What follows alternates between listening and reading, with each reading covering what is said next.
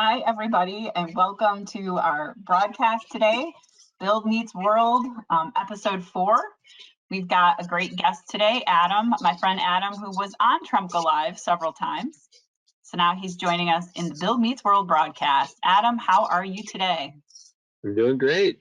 Thanks for having me. Glad to be a part of it. Yeah, I love hearing from you, love hearing your experience. So, you know, I know you were a contributor on our blog, our Build Meets World blog in the past, so that's been great, having your experience with that, and we just decided to turn that into, you know, this broadcast. So once again, just as we explained to you before, educational time, Friday afternoon, nice and light, with a live audience, which is always kind of interesting, right? So throw your questions at us, everybody. We definitely want to get your questions going. Last week, you guys had several questions and we were able to answer them. So we definitely want to hear from all of you, you know, what questions you might have. So Adam, you're coming to us from where today?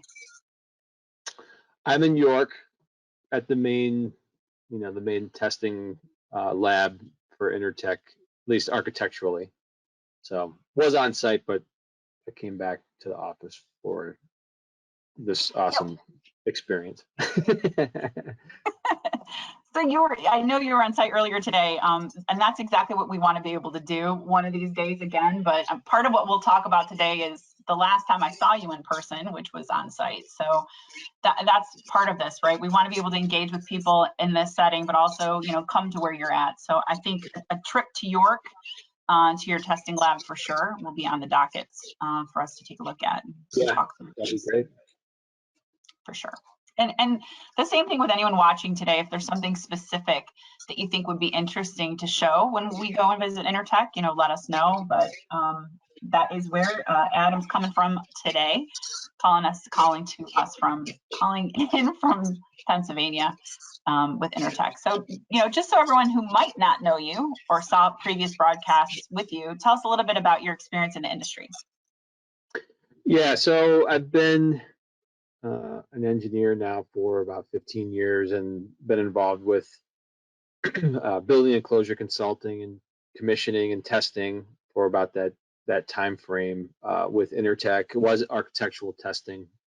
So I started out doing a lot of the testing part, so I do have that experience kind of as a backbone that has really helped on the consulting side, you know, seeing how things are tested in the lab or in the field, and it really helps to understand, you know, how they need to go together to work properly if you're, you know, joining adjacent in different systems or adjoining systems that of different manufacturers or different types of systems like glazing or air barrier, things like that. So I'm the regional manager for our building science group. So I have a team of about 11 that go out all the way to Pittsburgh, Central PA, down into Baltimore, DC area, and then also in Richmond as well. So awesome, yeah, great team there. I've had the great pleasure of being able to work with these guys on a regular basis, guys and girls. I always use guys universally, but shout out to Charlotte. Charlotte's been a big help for me, so I certainly appreciate that for sure. And we also will have one of Adam's colleagues coming on in April to talk to us about storm shelters and the testing associated with that. So April's going to be a lot about testing in the industry, so check that out for sure. So Adam, I've been going through a series of broadcasts this month about air barriers in general. Now, air barriers can do a lot for our building, but it's about the combination of them, entire assembly, right? So what we've been talking about is these 4 things each week. So we talked about air impermeability, we talked about connectivity, we talked about structural integrity, but today we're going to kind of take a focus on durability. And when we take that focus, I want to get your perspective on these 6 things. So these are the 6 things that I'm forcing you to talk about from your perspective. But I know it'll be interesting to hear about what I'm missing, you know, what's missing from this list as we walk through these, okay? Sure. So first up is exposure. So as we look, I guess, not only at that air barrier, but you know, the critical role of how things come together. What are your thoughts on exposure and some of the things we should be looking out for on our projects? Exposure in terms of UV mainly, It could be or anything, really yeah. anything, right? Well, yeah, I guess that depending on what type of system you have. I mean, not to bring in interfacing and all that, but when you properly design details, you can coordinate the construction of the building in such a way that you would be able to cover systems that are UV sensitive quicker. So you're not jumping around, hopscotching around the building, and next thing you know, you have the air barrier exposed for over a year or whatever the limitation, and it starts to degrade and have to be replaced. The other part, exposure that I find, especially with like sheet or fluid applieds, when the gyp sheathing is exposed to all the other trades. So a big reason why I do like the XO air system, you don't have to worry about this, but I've had nightmare jobs where the gyp sheathing is just covered with fire safing spray or just dirt kick up from the building having, you know, just dirt around it. So every time it rains, it's kicking up onto the sheathing, and then you're trying to put an air barrier over dirt, and it's really hard to get those substrates clean. So exposure of substrates before getting these materials is a big one too. So protecting them is it's a big part of quality control that gets missed a lot. So I would say that's a big one, yeah. Yeah, that's great. Something I guess we consider it when we say clean and dry in our instructions, right? But how do we get there, right? And that's important, of getting it back to being clean and dry. Right, the air barrier installer it's a lot of it's out of their control. I mean, all these other trades are working around them, and they don't care. So it can be challenging, and they got to get it done. So you know they're forced to work with situations that aren't you know, the best all the time. So Perfect. quicker you can get it covered, the better. Yeah. Well, and there's so many different things to consider, right? When we look at clean and dry as our recommendation, right? So like you said, you know, the sooner we get things on, the sooner we get things protected, the better we'll be able to handle, you know, that installation and therefore the performance. Thickness was the next one I bring up, and I only bring it up because as we look at surface prep, thickness can make a difference, right? So if you're choosing a technology that's really thin, really thick, or maybe even a peel and stick product, once again, its thickness is going to impact the installation. Any thoughts that come to mind on this note? Yeah, I mean each one's a little bit different in their properties. I mean, like if you think about elongation, it might not just be necessarily the thickness that's guiding it, but I have seen, you know, with peel and sticks you mentioned, they're very heavy. So at least like the rubberized asphalt ones, the more traditional, you know, old school type air barriers, they tend to want to fall off more because they're heavier. The newer peel and stick, like flashing membranes, or the thinner ones are better. They don't want to pull themselves off the wall so much. So once you get you know, fully adhered, you're rolled in place. I see less of them trying to peel off the wall during construction, where the heavier 40 mil, 60 mil type membranes are constantly you're seeing them wanting to fall off more. And it might be because they weren't primed right, the substrate was wrong, but the heavier it is, the more susceptible it is to that. Gravity working against you. That's what's interesting. That picture in the middle, that the microscopic picture, is what we were doing when we were trying to figure out what was the right amount of butyl adhesive on the back of our peel and stick so that it would hold long term on the wall. So it's going into a certain concrete surface profile, you know, getting into the nooks and crannies, but it actually brings about a question that somebody just sent in about thickness. When you think of a fluid, and I guess the question is on porous substrates, some of that might get soaked into, and it gets soaked into the sheathing too. Do you feel like that's a productive thing and a positive thing that it gets sucked in because it's aiding in adhesion, or do you want to see that true thickness in addition to what's getting soaked into the substrate. Does that make sense? Yeah, I mean, in terms of like when you're trying to confirm mill thickness, I mean, you're limited to just using a mill thickness gauge when Yeah. it's wet. So if it does lose thickness, then the only way I know to measure it is to take it off the wall and bring it back and use a microscope, which is not exactly the most convenient way to do it. So generally I find when I see the wet mill, it usually seems to meet the dry mill thickness requirement, but I haven't had an issue where it's soaked in per se, Okay. and then you lost mill thickness. Is there a specific, just gyp sheathing in general, or? I think in the past, I think some of the gyp sheetings, they didn't have maybe whatever it was on the surface in terms of kind of stopping that absorption, and it did get sucked into the board. But I think those materials have changed, but we've had some level of like CMU that had different levels of porosity, and we saw a significant amount of our materials going into it. But like you said, because there was a concern about that mill thickness, we actually did cord samples to be able to show that we did have some that was being absorbed in it. And that's just, once again, that's working together with you, right? Yeah. Like going, hey Adam, I saw the mill thickness, the wet mill thickness. This installer is very consistent, but let's go out and let's see what's going on there. So Did you determine how much of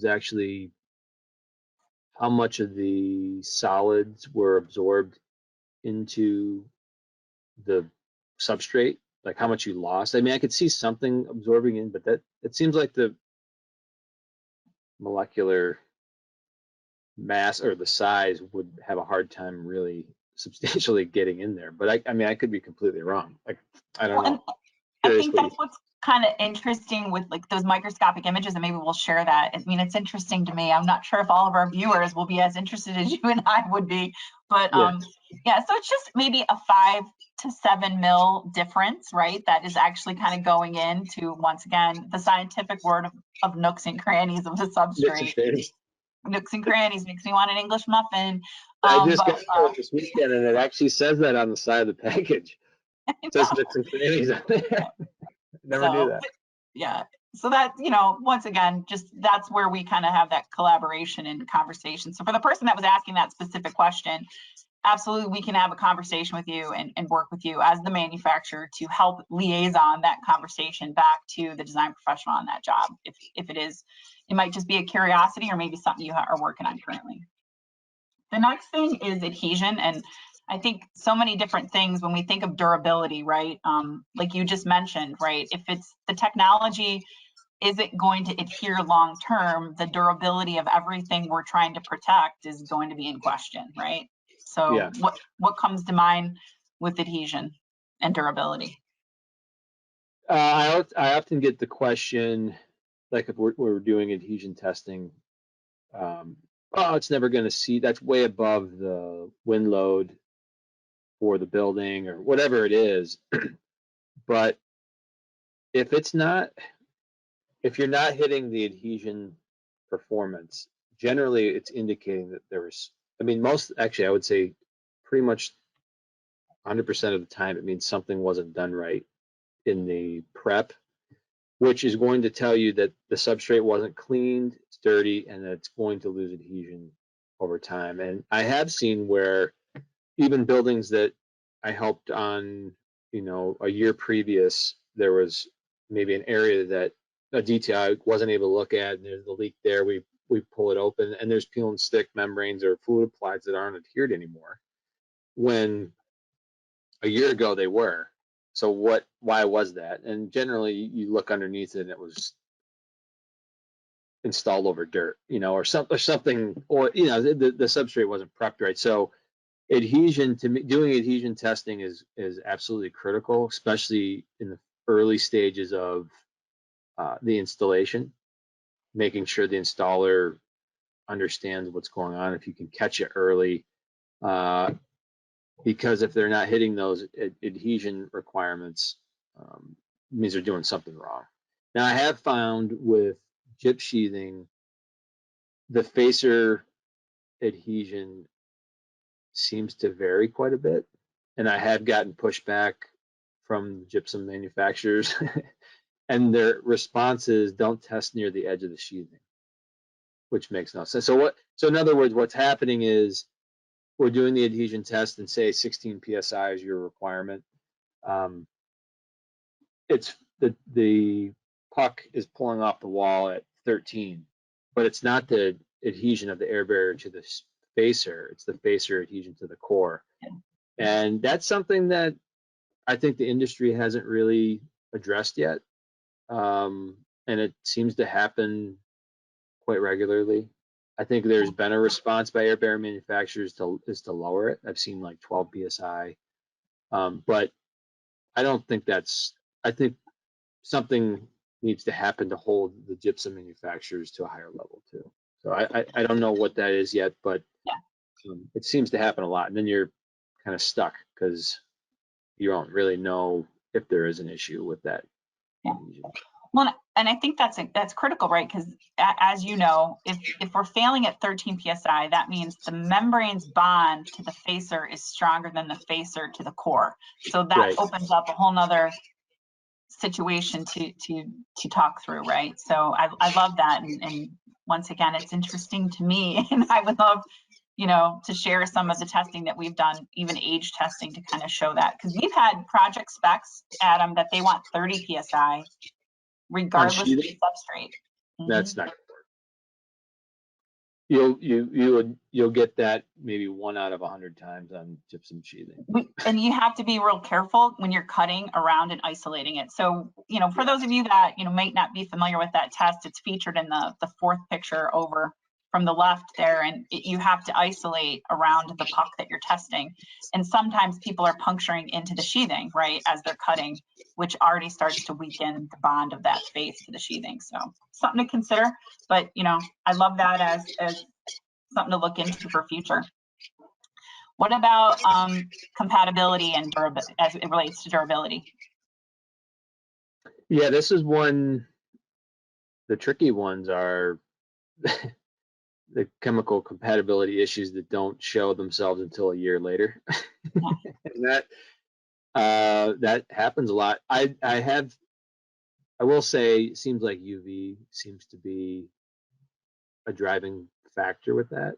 So if you've got materials that are overlapping and also exposed to UV or in some fashion, it seems to accelerate it.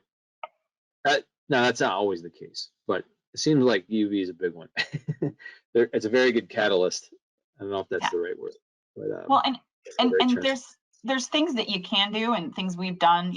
We'll accelerate the connection when we do testing, right? So we'll stick it in an oven to mimic heat. We'll stick it in a UV chamber to mimic UV, and do that aging. But that's for what our stuff comes together, right? And so, as you know, there's lots of connections, lots of materials, technologies, and manufacturers out there. So that is something that I know ABAA has done a lot of work as it relates. The Air Barrier Association has done a lot of work on connections, and there's more work that we need to do so that we can address that. But yeah. I would say the other thing that I'm not sure what, maybe a standardization for a program to test compatibility needs to happen, because a lot of I ran into projects where we didn't really determine what the issue was. But there's one thing that's for sure, is that the primers are being left out of the equation. And at least in the one project I was working on, we saw material changes with respect to its exposure to the other manufacturer's primer. Now, we never could fully confirm it, but it definitely seemed to change it, harden it.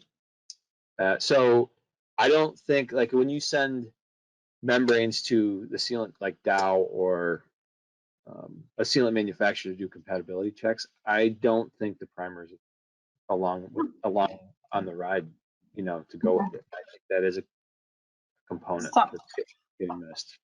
Well, and I guess that's important, right? I mean, we're not thinking of material compatibility. We're talking about system compatibility, which right, is what you want to know. And I think it's interesting because if I say compatibility test, there's compatibility testing that is associated with like structural glazing. There's compatibility testing for like flashing and sealants, but there's really, if I said I do a compatibility test, we're doing heat and UV aging. It's not like we're following a specific protocol. So another opportunity for further engagements in our industry to start looking at what that needs to be for the assembly. So speaking of assemblies, here's our next thing we're going to mention is fire. So fire resistance and what we're looking at when we think about durability of these structures.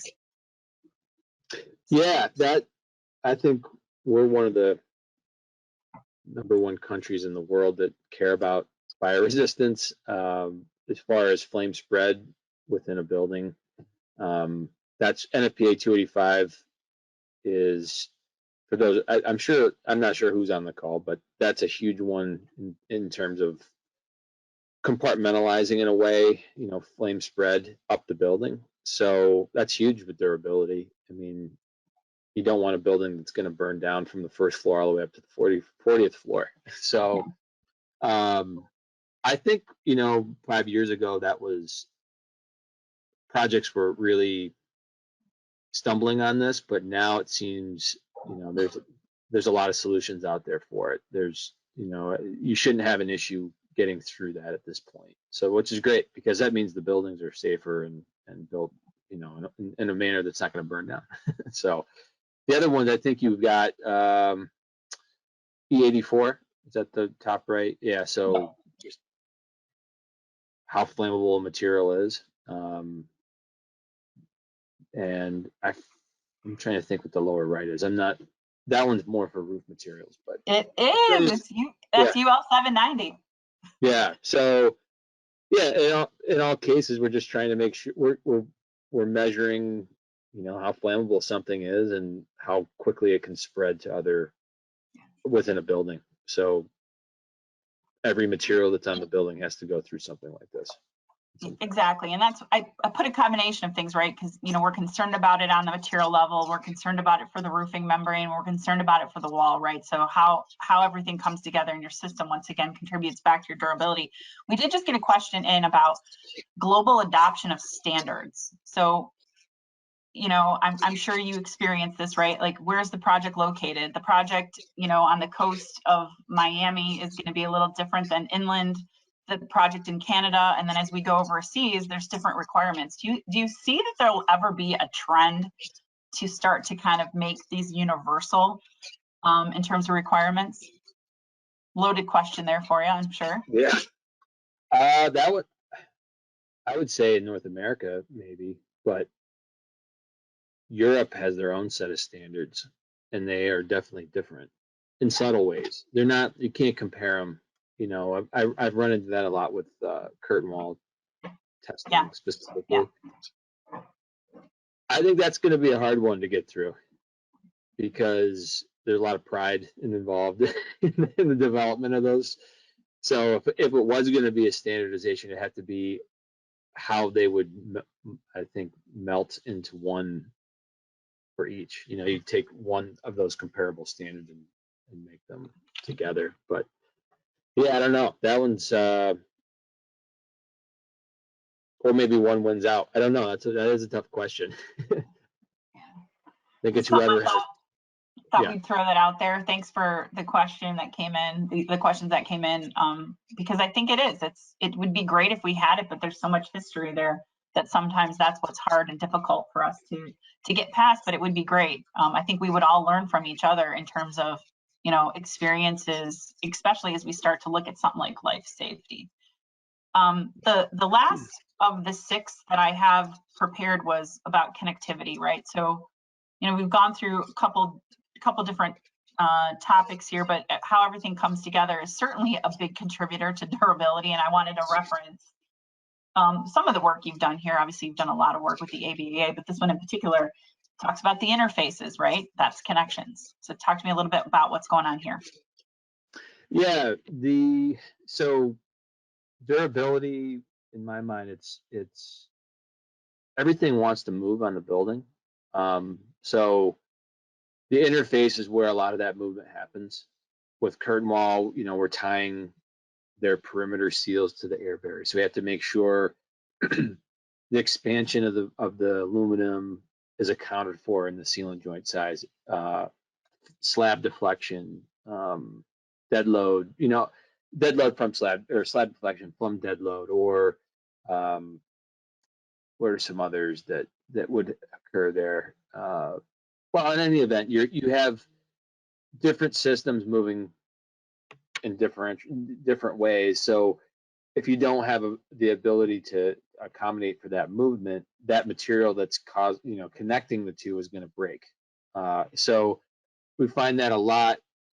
We were talking about that a little bit before the call, where you do a lot of testing during construction, and something could work right when you do it, and it's 70 degrees out. But then you wait a year later, and all of a sudden that connection is broken because things are moving, things are more shrinking or expanding, and all of a sudden that connection is torn or broken. That job I was on today was a perfect example of that. It was a sill pan for a louver. The splice joints weren't done correctly, and the sealant tore, and now they're leaking.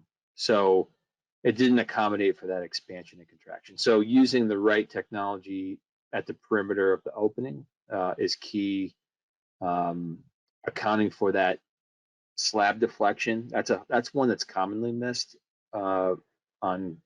People conveniently forget about it, just like NFPA 285, 2 or 3, 5 years ago. Everybody mentioned it once and then kind of forgot about it.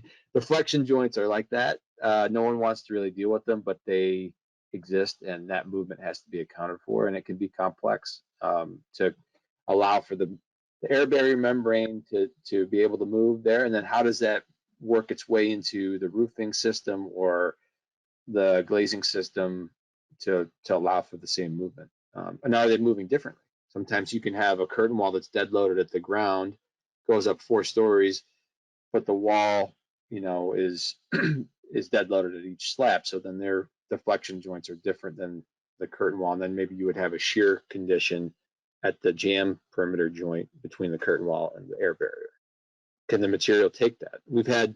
I had a project recently where we had to actually figure out what the shear capacity of the sealant was because of that exact reason. The curtain wall was dead loaded at the sill and was 4 stories tall. So all the movement in terms of vertical expansion went to the head, which is not common.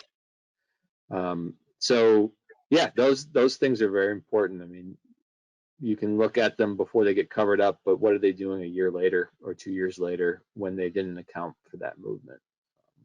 Yeah. And that was one of the things I said, as I was thinking of different things to talk about, that certainly is a significant one, right? I mean, a lot of technologies might be okay at time 0, but, as that building is functioning, how does that get affected? Of course, now I'm going to be affected. Excuse me. Okay. We also, as we round out today, oh my goodness. You know what this means? I've talked too much today, so that's my problem. I just wanted to kind of close once again, just kind of reiterating, Intertek and their role and how they've been such a key player in terms of our buildings and of course performance. I wanted to put that up there in terms of your capabilities at Intertek. And then I thought we could talk specifically, as our topic is durability, about what we did on a project together here. So we'll round out in the next few minutes just what we were looking at here. We wanted to be able to make sure once everything came together that it was performing and it was durable. So talk to me about what we got here. Yeah, so this test right here is AMA 501.1. It's the dynamic water penetration test. So essentially we're simulating a wind-driven rain with a fan and a spray rack, and that's what you see there in the picture. Our goal with this particular test was, one, we wanted to test the interface of the air barrier to the curtain wall. That was one key component. So on all the projects that I'm a part of, we like to test it without the cladding on, because it exposes potential issues and you can fix them before everything gets covered up. Typically, we would have, I think there's metal panels that went here. We would have the subframing system there, but the timing of it, we just, in this case, we didn't have that, but that would be something you'd commonly see, like a Z-gird or something on there that would have their penetrations through the air barrier exposed. On the lower part, this one was something, it's a stone veneer or more of a thin stone, I would say. We on this previous project to this same hospital complex, it was the lath that was supporting that was actually blindly fastened through the air barrier, and we had a lot of issues. In this case, we were able to actually use Z-girts and then, attach the lath to the Z-girts. So we eliminated the blind penetration condition. So all these Z-girts were able to be pre-drilled and sealed through the air barrier, and we wanted to make sure that that was all being done properly. So you can't see it in this picture, but water was able to go directly down behind the stone for the testing. And I think we only had maybe one fastener that was an issue, and compared to what the issues we were having on the previous job, it was light years better. So yeah, it was sort of a mock-up. It tested part of the east, it tested the air barrier exposed, it tested the transition to the curtain wall, perimeter joint, and it also tested the cladding, the thin stone cladding assembly as well for water penetration. So yeah, a lot of contractors get scared with this test, but I can tell you, if things are installed properly, it doesn't matter. Even if you go up to 15 pounds, the highest pound pressure that you would test in the field typically, if things are installed properly, they're not going to leak. So it's a great test. I utilize this test as much as I can on a job because of just the square footage you can cover in a day is huge, and you can get all these different components and transitions in there, where a chamber test is, you're really isolated to that opening or whatever 10-foot or 20-foot area that you've got, and that's it for the day. Where that test you could do, 20 times, 20 areas, 10 by 10 in a day. So. Absolutely. It was great being out there working with you guys on it. It obviously helps us when we do trainings, what to look out for from an installation perspective and all those things. So, just as we close today, we had a lot of great discussion around durability. Here's just some pointers that we usually come up with is, looking at your exposure time of all of the materials, because that can affect performance. Looking at your fasteners, just like you said, Adam, like if we can get the Z-gird in there, or any of the fasteners in there that we can validate, let's do that. Let's look at, I wrote AMA 713. That's what I use for compatibility. I adjust that, and I include the primers and the sealants and whatever I possibly can. And of course, anything we can from a life safety perspective, and NFPA 285. So that rounds us out for today. Any final thoughts as we close our discussion today about durability? I would say expand your mind with it. It means a lot. We didn't talk about how the air barrier affects the durability of claddings. You could talk for hours on it, but there's durability could mean a lot of things. We touched on a big part of it, but always think about that when designing and building, how the materials are going to perform long term. I think, to me, that's what durability means the most, is how long it's going to last long term and still perform as intended. And a lot of that's typically the position I'm in, because I'm commissioning a building. So we're trying to make sure that the owner has a building that works in 50 years or 30 years, whatever their goal is. So long-term durability is really a big part of that. And I like that, the thought process of all the pieces coming together impact the durability of that entire assembly, and of course, the ability of that facade to stay intact and functioning. So thank you, Adam, so much for joining me today and sharing your experience with us. We'll definitely have you on, of course, in the future. You know, I will be asking you to, of course. Yep. So, well, thanks everybody. Thanks for joining us today. Continue to join us on Fridays. April is next week, and we will be talking about testing. So in the month of April, we'll have different people on, and we hope to be able to have you on if you have a topic to share, as well as answer the questions. So thanks everybody, and thank you, Adam, for joining me today.